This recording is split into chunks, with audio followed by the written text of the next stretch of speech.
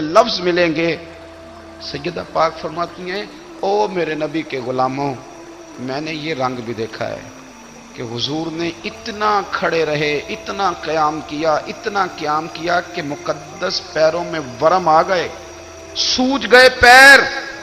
ہم سیر کرنے گئے تو تھک گئے، بات الگ ہے، لیکن عبادت میں یہ بھی تو مسلم شریف ہے نا، یہ بھی تو دین ہے نا، یہ بھی تو حضور کی سنت ہے، یہ بھی تو وہ چیز ہے جو کریم کی آنکھوں کی ٹھنڈک ہے۔ سیدہ فرماتی ہیں پیروں میں ورم آ گئے، اور ساری رات ہی حضور نے نماز پڑھی اور ایک ہی آیت بار بار دہرائی۔ مسجد نبوی میں بلال حبشی نے فجر کی اذان دے دی اور حضور ابھی مصلی پہ تھے، کریم فارغ ہوئے۔ میں نے عرض کی یا رسول اللہ صلی اللہ علیہ وسلم، آپ کے تو صدقے اللہ اگلے پچھلوں کے گناہ معاف کرے گا، تو آپ اتنی آہوزاری کیوں فرماتے ہیں؟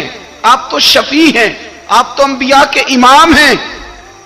تو حضور نے فرمایا عائشہ تم نے گنوایا ہے نا میرے اللہ کی مجھ پر کتنی رحمت ہے، افلا اکون عبدا شکورا، فرمایا اگر اس نے اتنی نعمتیں دی ہیں تو کیا میں اس کا شکر گزار بندہ نہ بنوں؟ میں شکر گزار بندہ نہ بنوں اس کا؟ پھر اگر اتنی نعمتیں اس نے دی ہیں، مجھے اتنا نوازا ہے، تو پھر میں اس کے سامنے سجدے نہ کروں؟ او میرے بھائی، بڑے قابل فخر لوگ ہیں ہم کہ ہم نبی پاک کے غلام ہیں، ہم قابل فخر ہیں کہ نبی کریم کے غلام ہیں۔ کیا کبھی اس غلامی کے شکرانے میں بھی 2 نفل پڑھے کہ یا اللہ تیرا شکر ہے تو نے ہمیں حضور کا غلام بنایا ہے؟ یاد رکھیں کہ اپنی روحانی زندگی کو آباد کریں، استغفار پڑھیں، تسبیحات کریں، کچھ چھوٹے چھوٹے اعمال ہیں ان کو اپنی زندگی میں حصہ بنائیں۔ ترمذی شریف میں حدیث ہے، نبی پاک صلی اللہ علیہ وسلم نے فرمایا 3 مرتبہ صبح، 3 مرتبہ شام اعوذ باللہ السمیع العلیم 3 دفعہ یہ پڑھو، اور 1 دفعہ سورۃ حشر کی آخری 3 آیات، هو اللہ الذی لا الہ الا هو عالم الغیب والشہادۃ هو الرحمن الرحیم۔ اعوذ باللہ من الشیطان الرجیم ہے نا، اس کو پڑھنا ہے اعوذ باللہ السمیع العلیم من الشیطان الرجیم، فرمایا 3 دفعہ اس کو پڑھو، اور 1 دفعہ سورہ حشر کی 3 آیتیں، 1 دفعہ صبح اور 1 دفعہ شام۔ صبح کیا ہے، شام کیا ہے؟ تو اعلیٰ حضرت بریلوی فرماتے ہیں صبح سے مراد ہے آدھی رات ڈھلنے سے لے کر سورج نکلنے تک، آدھی رات ڈھلنے سے لے کر یعنی تہجد کا ٹائم سے لے کر سورج اور شام کیا ہے، دوپہر ڈھلنے سے لے کر مغرب کی اذان تک، یہ شام ہے۔ اب سن لیں، یہ ترمذی کی حدیث ہے سیاستہ کی، نبی پاک نے فرمایا جس نے 3 مرتبہ اعوذ باللہ پڑھی اور 1 بار سورہ حشر کی آخری 3 آیتیں پڑھی، 1 دفعہ صبح پڑھے، 1 دفعہ شام پڑھے، نبی کریم علیہ السلام فرماتے ہیں اگر صبح پڑھے گا تو 70,000 فرشتے شام تک، اور اگر شام کو پڑھے گا تو 70,000 فرشتے صبح تک پڑھنے والے بندے کی مغفرت کی دعا مانگتے رہیں گے۔ چلے میں تو اس بات پہ بھی بڑا راضی ہوں کہ پہلی دفعہ اہل سنت میں ایسا ہو رہا ہے کہ وظیفہ ملنے پر لوگ نعرے لگا رہے ہیں، ورنہ وظیفہ بتائیں تو کہنے ابھی پڑھیں گے پر کوئی تویز بھی لکھ چھڑو ماڑا گیا۔ ایک صاحب آئے مجھے کہنے لگے جی برکت کوئی نہیں، غربت بڑی ہے۔ میں نے کہا سورۃ واقعہ پڑھا کر، کہنے پیر صاحب تھوڑی تکلیف کرو کو میں نے تویز بھی کر دیو۔ میں نے اسے کہا خدا کے بندے میں تویز دوں گا پتہ نہیں کام بنے گا نہیں بنے گا، سورۃ واقعہ پڑھ، یہ وہ تویز ہے جو مدینے والے رسول نے عطا فرمایا ہے کہ سورۃ واقعہ پڑھو تمہیں کبھی فاقہ نہیں آئے گا۔ تو وظائف پڑھیں، عبادات کریں، تیاری کریں، کچھ نیک اعمال بچائیں ایسے جن کا ہمیں پتہ ہو، جو ہمارے رب کو پتہ ہو۔ حضرت عبداللہ ابن عمر رضی اللہ تعالیٰ عنہ حضرت عمر کے صاحبزادے، مکہ مکرمہ میں ان کی قبر ہے۔ میں نے جب انہیں پڑھا تو مجھے ان سے بڑا پیار ہو گیا، لیکن آپ کو پتہ ہے وہاں جا کے کسی شخص کا مزار تلاش کرنا یا پوچھنا ایک مشکل کام ہوتا ہے۔ تو ایک دفعہ میں مکہ شریف میں حاضر تھا، تو ایک گاڑی والا ڈرائیور مجھے کہنے لگا کہ مولانا میں آپ کو جانتا ہوں، مجھے آپ سے محبت ہے، ایک بات بتاؤں آپ کو؟ میں نے کہا بتاؤ۔ کہنے لگے حضرت عبداللہ ابن عمر کی قبر دیکھنی ہے۔ میں نے کہا یہ تو نہیں کہہ رہا، یہ کسی نے بندوبست کرایا ہے، یہ اللہ نے تیرے دل میں بات ڈالی ہے، یہ ہو گیا تو لے چل مجھے۔ حضرت عبداللہ ابن عمر کو نبی پاک نے فرمایا تھا راجل صالح، یہ نیک بندہ ہے، یہ متقی آدمی۔ حضرت عبداللہ ابن عمر رضی اللہ تعالیٰ عنہ سیدنا فاروق اعظم رضی اللہ تعالیٰ عنہ کے صاحبزادے ہیں، اور ان کی ہمشیرہ سیدہ حفصہ رضی اللہ تعالیٰ عنہ حضور کی زوجہ محترمہ ہے۔ ایک دن اپنی ہمشیرہ سے کہنے لگے کہ نبی کریم صلی اللہ تعالیٰ علیہ وسلم گھر میں آئے نا، اور اگر حضور غم امت میں پریشان نہ ہوں، طبیعت کو حشاش بشاش دیکھو، تو ذرا پوچھنا تو صحیح حضور کا میرے بارے میں کیا خیال ہے، پوچھنا تو صحیح کہ کریم کی بارگاہ میں میرا کیا مقام ہے، میرے بارے میں حضور کیا فرماتے ہیں۔ اب بہن کو کام بتائے، اور بتائے بھی بھائی، اور پھر بہن وہ کام نہ کرے، یہ تاریخ میں ہوتا نہیں۔ حضرت عمر فاروق رضی اللہ تعالیٰ عنہ کی صاحبزادی ام المومنین رضی اللہ تعالیٰ عنہ فرماتی ہیں کہ میں تو بس منتظر تھی، انہوں نے تو کہا تھا نا کہ اگر تم حشاش بشاش دیکھو تو بات کرنا، لیکن حضور تشریف لائے، میری باری تھی، میرے گھر تشریف لائے، کھانا پیش کیا تو فوراً میں نے عرض کی حضور ایک بات پوچھنی تھی۔ حضور نے فرمایا پوچھئے۔ میں نے عرض کی حضور میرے بھائی عبداللہ ابن عمر کے بارے میں آپ کا کیا خیال ہے؟ نوجوانوں میری بات پہ غور کرنا، میرے بھائی کے بارے میں آپ کا کیا خیال ہے؟ تو نبی کریم صلی اللہ تعالی علیہ وآلہ وسلم نے میری طرف دیکھا، اور پھر حضور زیر لب تھوڑا مسکرائے، اور بریلی کے امام کہتے ہیں کہ حضور مسکرا دیتے تھے نا تو جو بڑا دکھی ہوتا تھا وہ بھی ہنس پڑتا تھا۔ اب سوال پیدا ہوتا تھا کہ پھر تو اس مسکراہٹ کے لیے انتظار کرنا پڑتا ہوگا کئی مہینے کہ حضور مسکرائیں تو رونے والے ہنسیں، تو اعلیٰ حضرت فرماتے نہیں، انتظار نہیں کرنا پڑتا، یہ مسکراتے رہنا تو حضور کی عادت ہے۔ جس کی تسکین سے روتے ہوئے ہنس پڑے، اس تبسم کی عادت پہ لاکھوں سلام۔ یعنی یہ تو عادت ہے حضور کی مسکراتے رہنا، اس کے لیے انتظار نہیں کرنا پڑتا۔ بھائیو آپ خیال رکھیں گے، غور کریں گے، حضرت عبداللہ ابن عمر رضی اللہ تعالیٰ عنہ کے بارے میں پوچھا تو سیدہ فرماتی ہیں کہ نبی کریم صلی اللہ تعالیٰ علیہ وسلم نہ زیر لب مسکرائے اور فرمائے حفصہ تیرا بھائی ہے تو اچھا، لیکن میں نے سنا ہے کہ عشاء کی نماز پڑھتا ہے تو فجر تک سویا ہی رہتا ہے۔ او نوجوانوں، 10 بجے تک سونے کی بات نہیں ہوئی، 9 بجے تک سونے کی بات نہیں ہوئی، 11 بجے اٹھنے کی بات نہیں۔ حضور فرمانے لگے میں نے سنا ہے کہ عشاء کی نماز پڑھ کے سو جاتا ہے اور فجر تک سویا ہی رہتا ہے، اسے چاہیے کہ تہجد کے وقت اٹھا کرے، اللہ کی بارگاہ میں حاضر ہوا کرے، آہوزاری کرے، سجدے کرے، عبادت کرے، اٹھتا ہے اور فجر میں جا کے اٹھتا ہے۔ حضرت جناب حفصہ رضی اللہ تعالیٰ عنہ کہتی ہے میں نے جناب عبداللہ ابن عمر کو پیغام دیا اور میں نے کہا میرے جوان بھائی سن، نبی پاک نے فرمایا ہے تو اچھا پر تہجد میں نہیں اٹھتا، نفل نہیں پڑھتا۔ او میری ملت کے جوانوں، مزہ نہیں آ جاتا جب ساری دنیا سوئی ہو، ساری دنیا، اور بستر بھی گرم ہو اور نیند بھی پورا غلبہ کر رہی ہو، اور اچانک گھنٹی بجے دماغ میں، آنکھ کھلے، گھڑی پہ نظر پڑے، 3:30 4 بجے کا پیغام گھڑی بتائے، اور کوئی چڑھتی جوانی والا اٹھ کے وضو کرے، اور جب وہ مصلی کھول کے بچھائے تو مدینے والے محبوب کہتے ہیں کہ ہر نماز پہ رب ثواب دیتا ہے، اور جو اٹھ کے تہجد کی نماز پڑھے اسے دیکھ کے تو رب مسکراتا ہے، جو اس کی شان کے لائق ہے، جو اس کی شان کے لائق، وہ مسکراتا ہے، خوش ہوتا ہے کہ میرا بندہ تہجد میں اٹھ گیا، وہ مسکراتا ہے۔ کاش ہماری صبحیں کبھی اپنے مالک کے نام ہو جائیں، کاش کے صبحیں۔ حضرت ابو الحسن رحمۃ اللہ تعالی علیہ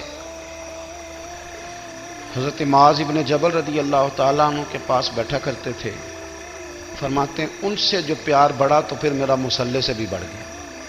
تابعی ہیں، فرماتے ہیں صحابی رسول سے محبت ہوئی تو ذکر سے بھی ہو گئی، پھر درود شریف سے بھی ہو گئی، محبت ان سے بڑھی تو پھر اللہ نے مسجد کا پیار بھی بڑھا دیا۔ آپ فرماتے ہیں کہ میری ہر وقت طبیعت چاہتی تھی کہ بس اللہ اللہ کروں، بس اللہ اللہ کروں، بس نہ میں ذرا تھوڑی جان چھڑاؤں لوگوں سے، کو 10 منٹ ملے تو میں کچھ 4 نفل پڑھ لوں، میں تھوڑا سا نہ بچوں لوگوں سے، اور مجھے تسبیح ملے تو میں نہ کچھ 400-500 دفعہ استغفار پڑھوں، سبحان اللہ، الحمدللہ، اللہ اکبر، لا حول ولا قوت الا باللہ، میں نہ تسبیحات پڑھوں۔ فرماتے ہیں کہ بچے تھے گھر میں 6-7، غربت تھی، کام ملتا کوئی نہیں تھا، اور میں کام چور نہیں تھا، کام ڈھونڈتا تھا، پر اللہ کی قدرت کے کام نہیں ملتا تھا۔ فرماتے ہیں کہ میں نے ایک دن اپنی اہلیہ سے کہا کہ آج میں پھر جاتا ہوں کام ڈھونڈنے، تو میری بیوی بڑی فرما بردار تھی، پر اس دن نہ غربت کے ہاتھوں تنگ آ کے کہنے لگی آج نانا کوئی تو چیز لے کے آیا تو مجھ سے بچوں کی بھوک نہیں دیکھی جاتی. یہ سب روگاں دا روگ محمد جس دا نام غریبی. کنڈ بلا کے لنگ جاندے نہیں دوست یار قریبی. آج نہ کچھ لے کے آیا تو میں بچے لے کے میکے چلی جاؤں گی. شیخ فرماتے ہیں کہ میں بڑا پریشان گھر سے نکلا پر میں نے صبح سے لے کے زور تک کام ڈھونڈا, کام ملا کوئی نہیں. تو میرے دل میں خیال آیا چلو کام نہیں ملتا تو اللہ اللہ تو کرے نا, چلو بندوں کی مزدوری نہیں ملتی تو رب کریم کی عبادت ہی کرتے ہیں. فرماتے ہیں کہ میں نے نا فرات کے پانی سے وضو کیا نہر کے. شدید دھوپ تھی, ساتھ ریت تھی اور ریت تپ رہی تھی. میں نے اپنا رومال وہیں مصلی کے طور پر بچھا لیا اور فرماتے ہیں کہ زور سے لے کر عصر تک نماز پڑھی. دھوپ بھی پورے زور پہ پر میرے سجدے کا ذوق بھی پورے زور پہ. فرماتے ہیں سورج بھی چمک رہا ہے اور رب کی عبادت کا ذوق بھی پورے زور پہ. میں سجدہ کروں تو پھر میرا اٹھانے کو جی نہ چاہے. میرے استاد لکھا کرتے تھے, یہ ان کا شعر ہے, وہ کہا کرتے تھے مجھے سوز دے, مجھے ساز دے اور مجھے نیم شب کا نیاز دے. دم سجدہ خود کو میں توڑ دوں, مجھے ایسا ذوق نماز دے. اور میں تیری بہار کا پھول ہوں, میں کھلا بھی ہوں تو تیرے لیے, مجھے میری شاخ سے توڑ لے, مجھے اپنی زلف کا ناز دے. بھائی فرماتے ہیں کہ عصر تک میں نے نفل پڑھے, دل ڈھلنے لگا, عصر کی نماز پڑھی اور میں وہاں سے چلا. اب میں جب نکلنے لگا تو دل میں خیال آیا کہ چھوٹی چھوٹی دیواریں ہیں گھر کی, بغیر کچھ لیے جاؤں گا تو بیوی دور سے دیکھے گی تو شور کرے گی کہ پھر خالی ہاتھ آ گیا ہے. کہتے میں نے اپنے اسی رومال میں جس پہ میں نے نماز پڑھی تھی نا, رومال میں کی آخی دے پنجابی جو صافہ کہتے ہیں, اسی میں نا میں نے کچھ ریت بھر لی کہ وہ دور سے دیکھے گی تو سمجھے گی کچھ لے کے آیا ہے, چلو جا کے اسے بتا دوں گا کہ آج پھر مزدوری نہیں ملی. کہتے ہیں وہ ریت لے کر جب میں گھر میں گیا تو پہلے بیوی دروازے پہ کھڑی ہوتی تھی, پوچھتی تھی خالی ہاتھ آ گئے ہو؟ آج میں نے دیکھا تو ہے ہی کوئی نہیں. فرماتے ہیں میں اندر داخل ہوا, سلام لیے, کونے میں نے وہ رومال رکھ دیا اور میں نے آواز دی کہ بھلی مانس کہاں ہو؟ تو وہ کہنے لگی آپ منہ ہاتھ دھو لیں, میں روٹی لے کے آئی. میں نے کہا روٹی کہاں سے آ گئی؟ یہاں تو کئی دنوں کے فاقے, تو کئی دنوں کی غربت ہے, یہاں تو اس گھر میں تو فقیری ہے. فرماتے ہیں کہ وہ روٹی لے کے آئی اور اس وقت کی جو موجودہ نعمتیں تھیں, سمجھ لیں سلاد, اچار, ہر چیز ساتھ لائی. میں نے کہا کہ بچے کہاں گئے؟ کہنے لگی وہ کھانا کھا کے کھیلنے گئے, آپ کھانا کھا لیں آ جاتے. کھانا اس نے چن دیا. میں نے حیرت انگیز لہجے میں ساری نعمتیں اپنے دسترخوان پہ دیکھ کر کے بیوی سے پوچھا یہ کہاں سے آیا کھانا؟ بچوں کو تو نے کہاں سے کھانا کھلایا؟ یہ سارا کچھ کیسا ہے؟ تو کہنے لگی پتہ نہیں آج آپ کس کریم کی مزدوری کرنے چلے گئے تھے, پتہ نہیں کس کریم کی. میرے گھر میں تو اتنی نعمتیں آئی ہیں کہ مجھ سے سنبھالی نہیں جا رہی. اتنا اناج ہے, اتنا گندم ہے, کس کریم کے دروازے آج چلے گئے تھے؟ یہ کہتے کہتے وہ اٹھی اور اٹھ کر کے کہنے لگی پہلے بڑا کچھ آیا تھا, اب کیا لے آئے ہو؟ اور جا کر کے نا اس نے وہ ریت والا رومال کھولا. کہنے لگے میں تو لے کے آیا تھا ریت, تو میرے رب نے اسے بھی سونے اور ہیرے بنا دیا تھا. جب آپ کی توجہ اللہ کی جانب, میرے نبی پاک صلی اللہ تعالی علیہ وسلم نے فرمایا ہر چیز اپنے رب سے مانگ, ہر چیز مانگ, ہر چیز مانگ. یا رسول اللہ کیا کچھ؟ میرے محبوب نے فرمایا تیرے گھر میں نمک بھی ختم ہو جائے تو وہ بھی اپنے رب سے مانگا کر. تو مانگنا, وہ تجھے دے گا, تو اس کی بارگاہ میں کشکول طلب دراز تو کرنا. اور ترمذی شریف میں عجیب لفظ ہیں, رسول کائنات نے فرمایا, رب کریم فرماتے ہیں جب میرا بندہ ہاتھ اٹھاتا ہے نا تو مجھے حیا آتی ہے کہ میں خالی کیسے لوٹا دوں اس کے. اتنے بڑے بادشاہ کی بارگاہ میں. او بھائی, لوگوں سے عزتیں تلاش کرتے ہو تو وہ کیا تمہیں عزت دیں گے؟ وہ تو کل اچھا کہتے ہیں, پرسوں برا کہنے لگ جاتے ہیں. لوگوں کے سامنے گڈ بک میں آنا چاہو گے تو وہ تو سویرے تمہارے بارے میں کچھ کہیں گے, شام کچھ اور کہیں گے. اپنی روحانی زندگی آباد کریں, اپنے مسلح کو وقت دیں اور دنیا سے چھپ کر, اس موبائل کو بند کر کے اور اپنے آپ سے بھی چھپ کے اور تنہا ہو کے چھپا کے سارا کچھ اپنے آنسو اپنے رب کی بارگاہ میں پیش کریں, اس کے حضور حاضری دیں. سنو نا ترمذی کی حدیث اور اسے یاد رکھنا, نبی پاک علیہ السلام نے فرمایا اپنے دکھ لوگوں کے سامنے نہ بیان کر دو، سیٹھوں نوابوں کو نہ بتاتے پھرنا، دنیا داروں کے سامنے جا کے نہ رونا کہ میں تکلیف میں ہوں، پر میں اگر دنیا داروں کو دکھ بتاؤ گے رب تمہیں کبھی غنی نہیں کرے گا۔ اور لوگ ہیں کہ الٹا مذاق اڑائیں گے۔ آپ کی جس سے بڑی پکی یاری ہے نا، پکی، وہ تب تک پکی ہے جب تک آپ نے 50,000 مانگا نہیں، اور جس وقت آپ نے کہہ دیا کہ میں مجبور ہوں میری مدد کر، تو پھر ختم ہو گئی دوستی۔ لوگوں کی تعلقات آپ کے ساتھ تب تک ہیں جب تک آپ ان سے کوئی ضرورت وابستہ نہیں کرتے۔ کریم آبو فرمانے لگے بندوں کے سامنے دکھ نہ بیان کرنا، اللہ تجھے کبھی غنی نہیں کرے گا، تو اپنے دکھ اپنے رب کو بتا، تو دعائیں مانگ، تو اس کی بارگاہ میں حاضر ہو، تو اس کے حضور عرض کر۔ فرمایا اپنے دکھ اپنے رب کو بتا، وہ جلدی کرے یا دیر سے کرے تجھے ساری دنیا سے بے نیاز کر دے گا، تجھے کسی کا محتاج نہیں رہنے دے گا۔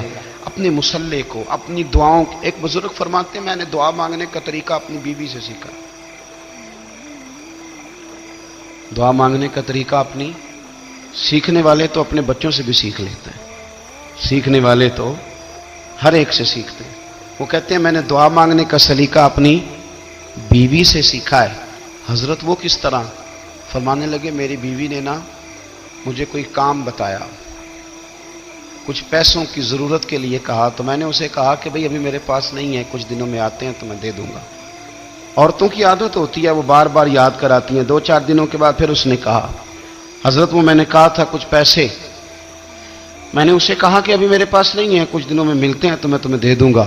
اس نے کچھ دنوں کے بعد پھر کہا حضور وہ میں نے کچھ پیسے کہے تھے۔ فرماتے میں نے ڈانٹ دیا، میں نے کہا کہ کیا تو روز مجھے شرمندہ کرتی ہے، کہا نا میرے پاس نہیں ہے، ہوں گے تو دے دوں گا، تو روز یاد کراتی ہے۔ فرماتے ہیں اس نے پہلے تو میری ڈانٹ کو سہا، پھر میرے سخت جملوں نے اس کی آنکھوں میں آنسو پیدا کر دیے، پھر اس نے اپنے آنچل میں اپنے اس دکھ کو سمیٹا، اور پھر اس نے ایک جملہ کہا تو میں رو پڑا، اور مجھے اپنے رب سے مانگنے کا طریقہ آ گیا۔ مجھے کہنے لگی حضرت جی آپ نے ڈانٹ دیا، میں نے سہ لیا، پر آپ ہی میرے شوہر ہیں، بتائیں نا آپ سے نہ کہوں تو میں کس سے جا کے کہوں۔ فرماتے ہیں میں رو پڑا، اور میں کھل کے رویا، اور میں تڑپ کے رویا، اور پھر میری سسکیاں بند گئیں۔ تو مجھے کہنے لگی آپ کو کیا ہوا؟ میں نے کہا مجھے بھی دعا مانگنی آ گئی ہے، جب میں اسے کہوں گا نا اللہ تو ہی میرا رب ہے، میں تجھ سے نہ کہوں تو میں کس سے جا کے کہوں؟ میں کیوں کسی بندے سے سوال کروں؟ میں کیوں کسی دنیا دار سے کہوں؟ میں تیرے بندوں کا، نیک بندوں کا وسیلہ لے کے، تیرے محبوب کی غلامی لے کے تیری بارگاہ میں آیا، تجھ سے نہ مانگوں تو کس سے مانگوں؟ سمجھ آ گئی ہے جب میں اس رنگ میں مانگوں گا تو پھر رب میرے اوپر بڑا ہی فضل فرمائے گا، وہ میرے اوپر بڑی رحمت کرے گا، وہ میرے لیے آسانیاں کرے۔ عزیز دوستو ہم اس طرح کرنے لگ گئے ہیں کہ ہم نے نا اپنے تعلقات پر اعتماد کرنا شروع کر دیا ہے۔ میرے تعلقات بہت ہیں، ہم نے اپنی دولت پر اعتماد کرنا شروع کر دیا، میرے پاس دولت بہت ہے، ہم نے اپنے علم پر، اپنی شہرت پر اعتماد کرنا شروع کر دیا ہے کہ میرے پاس فلاں چیز بہت ہے۔ یاد رکھنا جب بے نیاز اپنی صفت بے نیازی دکھاتا ہے تو بڑی بڑی دولتوں والے مجبور نظر آتے ہیں۔ بھائیو جب انسان کا رشتہ اپنے مالک کے ساتھ ہوتا ہے پھر تو غم بھی کچھ نہیں کہتے، پریشانیاں بھی کچھ نہیں کہتی، پھر تو زندگی صبر والی، پھر تو زندگی توکل والی، پھر تو زندگی بھروسے والی، پھر انسان اپنے آپ کو رسوا نہیں کرتا، دنیا داروں سے امیدیں اس کی ختم ہو جاتی، امیدیں اللہ رسول سے لگا لیتا ہے، مضبوط ہو جاتا ہے، مضبوط، طاقتور ہو جاتا ہے، خوددار ہو جاتا ہے، باوقار باعزت ہو جاتا ہے۔ حضرت بہلول دانا رحمت اللہ علیہ بیٹھے تھے تو ہارون رشید حج کر کے آ رہا تھا، تو رستے میں حضرت شیخ سے ملاقات ہو گئی تو السلام علیکم کے بعد کہنے لگا حضور کوئی حکم ہو تو بتائیے گا۔ تو حضرت بہلول دانا فرمانے لگے تیرا رب کون ہے؟ اس نے کہا اللہ۔ تو فرمایا میرا کون ہے؟ کہا اللہ۔ فرمانے لگے تو بڑا ہی بیوقوف ہے، کیا تو یہ سمجھتا ہے کہ رب ہارون رشید کو تو دے گا اور بہلول دانا کو بھول جائے گا؟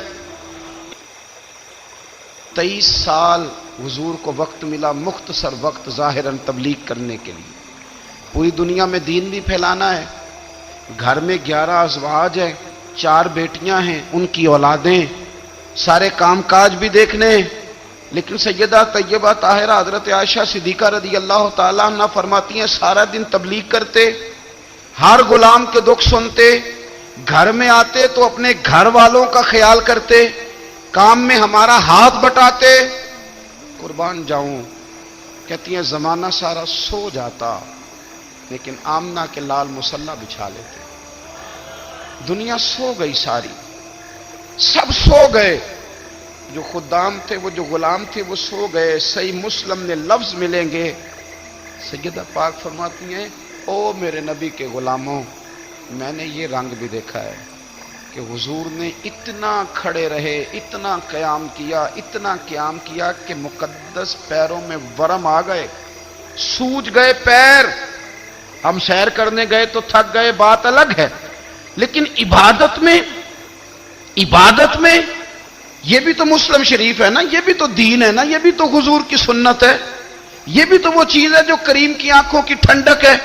سیدہ فرماتی ہیں پیروں میں ورم آ گئے، اور ساری رات ہی حضور نے نماز پڑھی اور ایک ہی آیت بار بار دہرائی۔ مسجد نبوی میں بلال حبشی نے فجر کی اذان دے دی اور حضور ابھی مصلی پہ تھے، کریم فارغ ہوئے۔ میں نے عرض کی یا رسول اللہ صلی اللہ علیہ وسلم، آپ کے تو صدقے اللہ اگلے پچھلوں کے گناہ معاف کرے گا، تو آپ اتنی آہوزاری کیوں فرماتے ہیں؟ آپ تو شفیع ہیں، آپ تو انبیاء کے امام ہیں۔ تو حضور نے فرمایا عائشہ تم نے گنوایا ہے نا میرے اللہ کی مجھ پر کتنی رحمت ہے، افلا اکون عبدا شکورا، فرمایا اگر اس نے اتنی نعمتیں دی ہیں تو کیا میں اس کا شکر گزار بندہ نہ بنوں؟ میں شکر گزار بندہ نہ بنوں اس کا؟ پھر اگر اتنی نعمتیں اس نے دی ہیں، مجھے اتنا نوازا ہے، تو پھر میں اس کے سامنے سجدے نہ کروں؟ او میرے بھائی، بڑے قابل فخر لوگ ہیں ہم کہ ہم نبی پاک کے غلام ہیں، ہم قابل فخر ہیں کہ نبی کریم کے غلام ہیں۔ کیا کبھی اس غلامی کے شکرانے میں بھی 2 نفل پڑھے کہ یا اللہ تیرا شکر ہے تو نے ہمیں حضور کا غلام بنایا ہے؟ یاد رکھیں کہ اپنی روحانی زندگی کو آباد کریں، استغفار پڑھیں، تسبیحات کریں، کچھ چھوٹے چھوٹے اعمال ہیں ان کو اپنی زندگی میں حصہ بنائیں۔ ترمذی شریف میں حدیث ہے، نبی پاک صلی اللہ علیہ وسلم نے فرمایا 3 مرتبہ صبح، 3 مرتبہ شام اعوذ باللہ السمیع العلیم 3 دفعہ یہ پڑھو، اور 1 دفعہ سورۃ حشر کی آخری 3 آیات، هو اللہ الذی لا الہ الا هو عالم الغیب والشہادۃ هو الرحمن الرحیم۔ اعوذ باللہ من الشیطان الرجیم ہے نا، اس کو پڑھنا ہے اعوذ باللہ السمیع العلیم من الشیطان الرجیم۔ فرمایا 3 دفعہ اس کو پڑھو اور 1 دفعہ سورہ حشر کی 3 آیتیں، 1 دفعہ صبح اور 1 دفعہ شام۔ صبح کیا ہے، شام کیا ہے؟ تو اعلیٰ حضرت بریلوی فرماتے ہیں صبح سے مراد ہے آدھی رات ڈھلنے سے لے کر سورج نکلنے تک، آدھی رات ڈھلنے سے لے کر یعنی تہجد کا ٹائم سے لے کر سورج اور شام کیا ہے، دوپہر ڈھلنے سے لے کر مغرب کی اذان تک، یہ شام ہے۔ اب سن لیں، یہ ترمذی کی حدیث ہے سیاستہ کی، نبی پاک نے فرمایا جس نے 3 مرتبہ اعوذ باللہ پڑھی اور 1 بار سورہ حشر کی آخری 3 آیتیں پڑھی، 1 دفعہ صبح پڑھے 1 دفعہ شام پڑھے، نبی کریم علیہ السلام فرماتے ہیں اگر صبح پڑھے گا تو 70,000 فرشتے شام تک، اور اگر شام کو پڑھے گا تو 70,000 فرشتے صبح تک پڑھنے والے بندے کی مغفرت کی دعا مانگتے رہیں گے۔ چلے میں تو اس بات پہ بھی بڑا راضی ہوں کہ پہلی دفعہ اہل سنت میں ایسا ہو رہا ہے کہ وظیفہ ملنے پر لوگ نعرے لگا رہے ہیں، ورنہ وظیفہ بتائیں تو کہنے میں بھی پڑھیں گے پر کوئی تویز بھی لکھ چھڑو ماڑا گیا۔ ایک صاحب آئے مجھے کہنے لگے جی برکت کوئی نہیں، غربت بڑی ہے۔ میں نے کہا سرد واقعہ پڑھا کر، کہنے پیر صاحب تھوڑی تکلیف کرو کو میں نے تویز بھی کر دیو۔ میں نے اسے کہا خدا کے بندے میں تویز دوں گا پتہ نہیں کام بنے گا نہیں بنے گا، سورت واقعہ پڑھ، یہ وہ تویز ہے جو مدینے والے رسول نے عطا فرمایا ہے کہ سورت واقعہ پڑھو تمہیں کبھی فاقہ نہیں آئے گا۔ تو وظائف پڑھیں، عبادات کریں، تیاری کریں، کچھ نیک اعمال بچائیں ایسے جن کا ہمیں پتہ ہو، جو ہمارے رب کو پتہ ہو۔ حضرت عبداللہ ابن عمر رضی اللہ تعالیٰ عنہ حضرت عمر کے صاحبزادے، مکہ مکرمہ میں ان کی قبر ہے۔ میں نے جب انہیں پڑھا تو مجھے ان سے بڑا پیار ہو گیا، لیکن آپ کو پتہ ہے وہاں جا کے کسی شخص کا مزار تلاش کرنا یا پوچھنا ایک مشکل کام ہوتا ہے۔ تو ایک دفعہ میں مکہ شریف میں حاضر تھا، تو ایک گاڑی والا ڈرائیور مجھے کہنے لگا کہ مولانا میں آپ کو جانتا ہوں، مجھے آپ سے محبت ہے، ایک بات بتاؤں آپ کو؟ میں نے کہا بتاؤ۔ کہنے لگے حضرت عبداللہ ابن عمر کی قبر دیکھنی ہے۔ میں نے کہا یہ تو نہیں کہہ رہا، یہ کسی نے بندوبست کرایا ہے، یہ اللہ نے تیرے دل میں بات ڈالی ہے، یہ ہو گیا تو لے چل مجھے۔ حضرت عبداللہ ابن عمر کو نبی پاک نے فرمایا تھا راجل صالح، یہ نیک بندہ ہے، یہ متقی آدمی۔ حضرت عبداللہ ابن عمر رضی اللہ تعالیٰ عنہ سیدنا فاروق اعظم رضی اللہ تعالیٰ عنہ کے صاحبزادے ہیں، اور ان کی ہمشیرہ سیدہ حفصہ رضی اللہ تعالیٰ عنہ حضور کی زوجہ محترمہ ہے۔ ایک دن اپنی ہمشیرہ سے کہنے لگے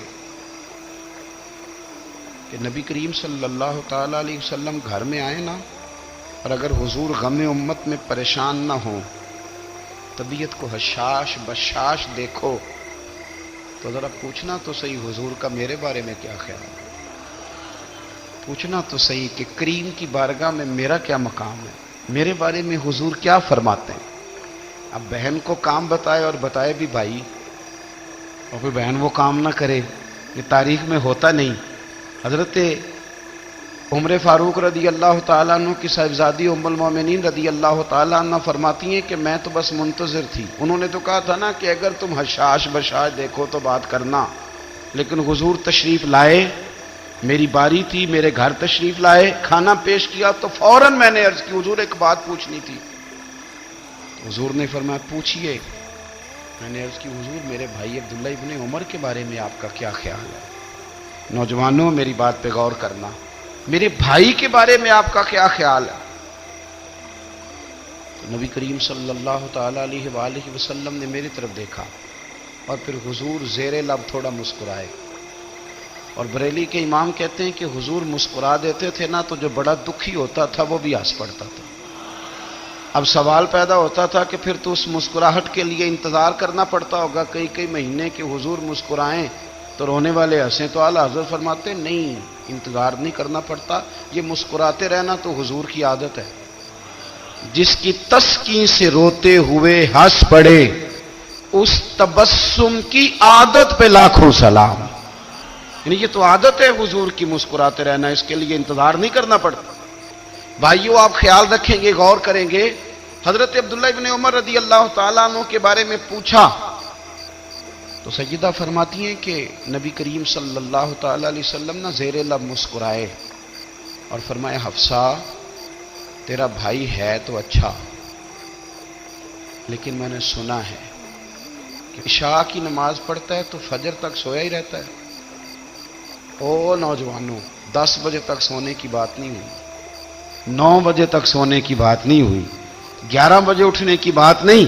حضور فرمانے لگے میں نے سنا ہے کہ عشاء کی نماز پڑھ کے سو جاتا ہے اور فجر تک سویا ہی رہتا ہے، اسے چاہیے کہ تہجد کے وقت اٹھا کرے، اللہ کی بارگاہ میں حاضر ہوا کرے، آہوزاری کرے، سجدے کرے، عبادت کرے، اٹھتا ہے اور فجر میں جا کے اٹھتا ہے۔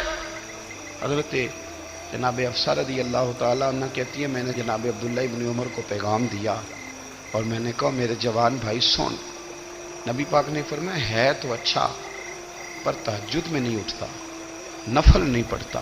او میری ملت کے جوانوں، مزہ نہیں آ جاتا جب ساری دنیا سوئی ہو، ساری دنیا، اور بستر بھی گرم ہو اور نیند بھی پورا غلبہ کر رہی ہو، اور اچانک گھنٹی بجے دماغ میں، آنکھ کھلے، گھڑی پہ نظر پڑے، 3:30 4 بجے کا پیغام گھڑی بتائے، اور کوئی چڑھتی جوانی والا اٹھ کے وضو کرے، اور جب وہ مصلی کھول کے بچھائے تو مدینے والے محبوب کہتے ہیں کہ ہر نماز پہ رب ثواب دیتا ہے، اور جو اٹھ کے تہجد کی نماز پڑھے اسے دیکھ کے تو رب مسکراتا ہے، جو اس کی شان کے لائق ہے، جو اس کی شان کے لائق، وہ مسکراتا ہے، خوش ہوتا ہے کہ میرا بندہ تہجد میں اٹھ گیا، وہ مسکراتا ہے۔ کاش ہماری صبحیں کبھی اپنے مالک کے نام ہو جائیں، کاش کے صبح۔ حضرت ابو الحسن رحمۃ اللہ تعالیٰ علیہ حضرت معاذ ابن جبل رضی اللہ تعالیٰ عنہ کے پاس بیٹھا کرتے تھے، فرماتے ہیں ان سے جو پیار بڑھا تو پھر میرا مصلی سے بھی بڑھ گیا۔ تابعی ہیں، فرماتے ہیں صحابی رسول سے محبت ہوئی تو ذکر سے بھی ہو گئی، پھر درود شریف سے بھی ہو گئی. محبت ان سے بڑی تو پھر اللہ نے مسجد کا پیار بھی بڑھا دیا. آپ فرماتے ہیں کہ میری ہر وقت بھی یہ چاہتی تھی کہ بس اللہ اللہ کروں, بس اللہ اللہ کروں, بس نہ میں ذرا تھوڑی جان چھڑاؤں لوگوں سے, کو 10 منٹ ملے تو میں کچھ 4 نفل پڑھ لوں, میں تھوڑا سا نہ بچوں لوگوں سے, اور مجھے تسبیح ملے تو میں نہ کچھ 400-500 دفعہ استغفار پڑھوں, سبحان اللہ, الحمدللہ, اللہ اکبر, لا حول ولا قوت الا باللہ, میں نہ تسبیحات پڑھوں. فرماتے ہیں کہ بچے تھے گھر میں 6-7, غربت تھی, کام ملتا کوئی نہیں تھا, اور میں کام چور نہیں تھا, کام ڈھونڈتا تھا, پر اللہ کی قدرت کے کام نہیں ملتا تھا. فرماتے ہیں کہ میں نے ایک دن اپنی اہلیہ سے کہا کہ آج میں پھر جاتا ہوں کام ڈھونڈنے. تو میری بیوی بڑی فرما بردار تھی, پر اس دن نہ غربت کے ہاتھوں تنگ آ کے کہنے لگی, آج نانا کوئی تو چیز لے کے آیا, تو مجھ سے بچوں کی بھوک نہیں دیکھی جاتی ہے. سب روگاں دا روگ محمد, جس دا نام غریبی, کنڈ بلا کے لنگ جاندے نہیں دوست یار قریبی. آج نہ کچھ لے کے آیا تو میں بچے لے کے میکے چلی جاؤں گی. شیخ فرماتے ہیں کہ میں بڑا پریشان گھر سے نکلا, پر میں نے صبح سے لے کے زور تک کام ڈھونڈا, کام ملا کوئی نہیں. تو میرے دل میں خیال آیا, چلو کام نہیں ملتا تو اللہ اللہ تو کرے نا, چلو بندوں کی مزدوری نہیں ملتی تو رب کریم کی عبادت ہی کرتے ہیں. فرماتے ہیں کہ میں نے نا فرات کے پانی سے وضو کیا, نہر کے, شدید دھوپ تھی, ساتھ ریت تھی, اور ریت تپ رہی تھی. میں نے اپنا رومال وہیں مصلی کے طور پر بچھا لیا, اور فرماتے ہیں کہ زور سے لے کر عصر تک نماز پڑھی. دھوپ بھی پورے زور پہ, پر میرے سجدے کا ذوق بھی پورے زور پہ. فرماتے ہیں سورج بھی چمک رہا ہے, اور رب کی عبادت کا ذوق بھی پورے زور پہ. میں سجدہ کروں تو پھر میرا اٹھانے کو جی نہ چاہے. میرے استاد لکھا کرتے تھے, یہ ان کا شعر ہے, وہ کہا کرتے تھے, مجھے سوز دے, مجھے ساز دے, اور مجھے نیم شب کا نیاز دے, دم سجدہ خود کو میں توڑ دوں, مجھے ایسا ذوق نماز دے. اور میں تیری بہار کا پھول ہوں, میں کھلا بھی ہوں تو تیرے لیے, مجھے میری شاخ سے توڑ لے, مجھے اپنی زلف کا ناز دے. بھائی فرماتے ہیں کہ عصر تک میں نے نفل پڑھے, دل ڈھلنے لگا, عصر کی نماز پڑھی, اور میں وہاں سے چلا. اب میں جب نکلنے لگا تو دل میں خیال آیا کہ چھوٹی چھوٹی دیواریں ہیں گھر کی, بغیر کچھ لیے جاؤں گا تو بیوی دور سے دیکھے گی تو شور کرے گی کہ پھر خالی ہاتھ آ گیا.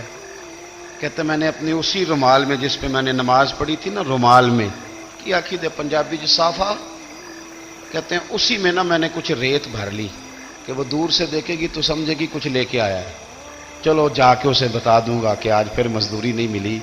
کہتے ہیں وہ ریت لے کر جب میں گھر میں گیا تو پہلے بیوی دروازے پہ کھڑی ہوتی تھی, پوچھتی تھی خالی ہاتھ آ گئے ہو, آج میں نے دیکھا تو ہے ہی کوئی نہیں. فرماتے ہیں میں اندر داخل ہوا, سلام لیے, کونے میں میں نے وہ رومال رکھ دیا, اور میں نے آواز دی کہ بھلی مانس کہاں ہو. تو وہ کہنے لگی آپ منہ ہاتھ دھو لیں, میں روٹی لے کے آئی. میں نے کہا روٹی کہاں سے آ گئی, یہاں تو کئی دنوں کے فاقے, تو کئی دنوں کی غربت ہے, یہاں تو اس گھر میں تو فقیری ہے. فرماتے ہیں کہ وہ روٹی لے کے آئی, اور اس وقت کی جو موجودہ نعمتیں تھیں, سمجھ لیں سلاد, اچار, ہر چیز ساتھ لائی. میں نے کہا کہ بچے کہاں گئے, کہنے لگی وہ کھانا کھا کے کھیلنے گئے, آپ کھانا کھا لیں آ جاتے ہیں. کھانا اس نے چن دیا. میں نے حیرت انگیز لہجے میں ساری نعمتیں اپنے دسترخوان پہ دیکھ کر کے بیوی سے پوچھا یہ کہاں سے آیا کھانا, بچوں کو تو نے کہاں سے کھانا کھلایا, یہ سارا کچھ کیسا ہے. کہنے لگی پتہ نہیں آج آپ کس کریم کی مزدوری کرنے چلے گئے تھے, پتہ نہیں کس کریم کی, میرے گھر میں تو اتنی نعمتیں آئی ہیں کہ مجھ سے سنبھالی نہیں جا رہی, اتنا اناج ہے, اتنا گندم ہے, کس کریم کے دروازے آج چلے گئے تھے. یہ کہتے کہتے وہ اٹھی اور اٹھ کر کے کہنے لگی پہلے ہی بڑا کچھ آیا تھا, اب کیا لے آئے ہو. اور جا کر کے نا اس نے وہ ریت والا رومال کھولا, کہنے لگے میں تو لے کے آیا تھا ریت, تو میرے رب نے اسے بھی سونے اور ہیرے بنا دیا تھا. جب آپ کی توجہ اللہ کی جانی, میرے نبی پاک صلی اللہ تعالی علیہ وسلم نے فرمایا ہر چیز اپنے رب سے مانگ, ہر چیز مانگ, ہر چیز مانگ. یا رسول اللہ کیا کچھ, میرے محبوب نے فرمایا تیرے گھر میں نمک بھی ختم ہو جائے تو وہ بھی اپنے رب سے مانگا کر. تو مانگنا وہ تجھے دے گا, تو اس کی بارگاہ میں کشکول طلب دراز تو کرنا. اور ترمذی شریف میں عجیب لفظ ہیں, رسول کائنات نے فرمایا, رب کریم فرماتے ہیں جب میرا بندہ ہاتھ اٹھاتا ہے نا تو مجھے حیا آتی ہے کہ میں خالی کیسے لوٹا دوں اس کے. اتنے بڑے بادشاہ کی بارگاہ میں, او بھائی لوگوں سے عزتیں تلاش کرتے ہو تو وہ کیا تمہیں عزت دیں گے؟ وہ تو کل اچھا کہتے ہیں پرسوں برا کہنے لگ جاتے ہیں. لوگوں کے سامنے گڈ بک میں آنا چاہو گے تو وہ تو سویرے تمہارے بارے میں کچھ کہیں گے, شام کچھ اور کہیں گے. اپنی روحانی زندگی آباد کریں, اپنے مسلح کو وقت دیں, اور دنیا سے چھپ کر اس موبائل کو بند کر کے اور اپنے آپ سے بھی چھپ کے اور تنہا ہو کے چھپا کے سارا کچھ اپنے آنسو اپنے رب کی بارگاہ میں پیش کریں, اس کے حضور حاضری دیں.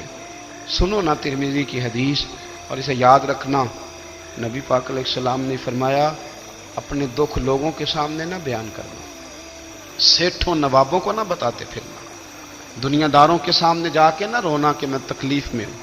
فرمایا اگر دنیا داروں کو دکھ بتاؤ گے رب تمہیں کبھی غنی نہیں کرے گا. اور لوگ ہیں کہ الٹا مذاق اڑائیں گے.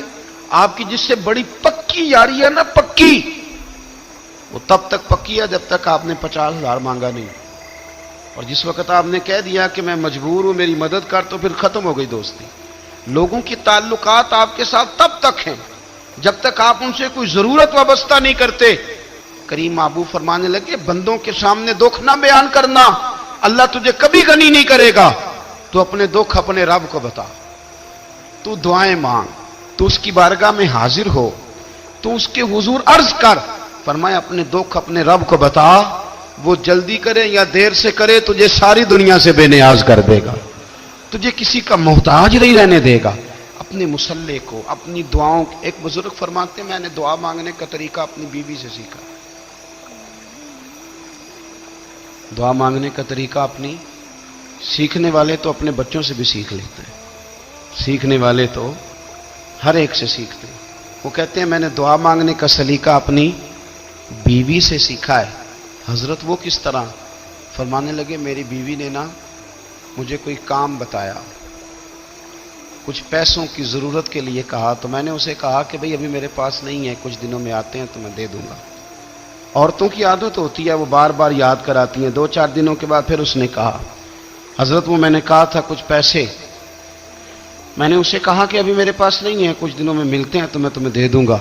اس نے کچھ دنوں کے بعد پھر کہا حضور وہ میں نے کچھ پیسے کہے تھے. فرماتے میں نے ڈانٹ دیا, میں نے کہا کہ کیا تو روز مجھے شرمندہ کرتی ہے, کہا نا میرے پاس نہیں ہے, ہوں گے تو دے دوں گا, تو روز یاد کراتی ہے. فرماتے ہیں اس نے پہلے تو میری ڈانٹ کو سہا, پھر میرے سخت جملوں نے اس کی آنکھوں میں آنسو پیدا کر دیے, پھر اس نے اپنے آنچل میں اپنے اس دکھ کو سمیٹا, اور پھر اس نے ایک جملہ کہا تو میں رو پڑا, اور مجھے اپنے رب سے مانگنے کا طریقہ آ گیا. مجھے کہنے لگی حضرت جی آپ نے ڈانٹ دیا, میں نے سہ لیا, پر آپ ہی میرے شوہر ہیں, بتائیں نا آپ سے نہ کہوں تو میں کس سے جا کے کہوں. فرماتے ہیں میں رو پڑا, اور میں کھل کے رویا, اور میں تڑپ کے رویا, اور پھر میری سسکیاں بند گئیں. تو مجھے کہنے لگی آپ کو کیا ہوا؟ میں نے کہا مجھے بھی دعا مانگنی آ گئی ہے. جب میں اسے کہوں گا نا اللہ تو ہی میرا رب ہے, میں تجھ سے نہ کہوں تو میں کس سے جا کے کہوں؟ میں کیوں کسی بندے سے سوال کروں, میں کیوں کسی دنیا دار سے کہوں؟ میں تیرے بندوں کا, نیک بندوں کا وسیلہ لے کے, تیرے محبوب کی غلامی لے کے تیری بارگاہ میں آیا, تجھ سے نہ مانگوں تو کس سے مانگوں؟ سمجھ آ گئی ہے. جب میں اس رنگ میں مانگوں گا تو پھر رب میرے اوپر بڑا ہی فضل فرمائے گا, وہ میرے اوپر بڑی رحمت کرے گا, وہ میرے لیے آسانیاں کرے. عزیز دوستو ہم اس طرح کرنے لگ گئے ہیں کہ ہم نے نا اپنے تعلقات پر اعتماد کرنا شروع کر دیا ہے. میرے تعلقات بہت ہیں. ہم نے اپنی دولت پر اعتماد کرنا شروع کر دیا, میرے پاس دولت بہت ہے. ہم نے اپنے علم پر, اپنی شہرت پر اعتماد کرنا شروع کر دیا کہ میرے پاس فلاں چیز بہت ہے. یاد رکھنا جب بے نیاز اپنی صفت بے نیازی دکھاتا ہے تو بڑی بڑی دولتوں والے مجبور نظر آتے ہیں. بھائیو جب انسان کا رشتہ اپنے مالک کے ساتھ ہوتا ہے پھر تو غم بھی کچھ نہیں کہتے, پریشانیاں بھی کچھ نہیں کہتی, پھر تو زندگی صبر والی. پھر تو زندگی توکل والی، پھر تو زندگی بھروسے والی، پھر انسان اپنے آپ کو رسوا نہیں کرتا، دنیا داروں سے امیدیں اس کی ختم ہو جاتی، امیدیں اللہ رسول سے لگا لیتا ہے، مضبوط ہو جاتا ہے، مضبوط، طاقتور ہو جاتا ہے، خوددار ہو جاتا ہے، باوقار باعزت ہو جاتا ہے۔ حضرت بہلول دانا رحمت اللہ علیہ بیٹھے تھے تو ہارون رشید حج کر کے آ رہا تھا، تو رستے میں حضرت شیخ سے ملاقات ہو گئی، تو السلام علیکم کے بعد کہنے لگا حضور کوئی حکم ہو تو بتائیے گا۔ تو حضرت بہلول دانا فرمانے لگے تیرا رب کون ہے؟ اس نے کہا اللہ۔ تو فرمایا میرا کون ہے؟ کہا اللہ۔ فرمانے لگے تو بڑا ہی بیوقوف ہے، کیا تو یہ سمجھتا ہے کہ رب ہارون رشید کو تو دے گا اور بہلول دانا کو بھول جائے گا؟ تیرا بھی وہی رب ہے، میرا بھی وہی رب ہے، اس نے اگر تجھے دے کے آزمایا ہے تو ہو سکتا ہے مجھے نہ دے کے آزما رہا ہو، جب اس کی حکمت کے تقاضے ہوں گے تو عطا کرے گا اور دے گا، تو جا اپنا کام کر۔ بھائی اپنی روحانی زندگی، اپنی عبادات، اپنے وظائف، اپنے روزمرہ کے معاملات، اپنی دعائیں، اپنا استغفار، دیکھو مشکل کام تو نہیں، 2 رکوع ہیں سورہ واقعہ کے، اگر رات کو پڑھ لی جائے تو میں کس طرح یہ بات بیان کروں کہ تعویذ بانٹنا آسان ہے اور وظیفہ بتانا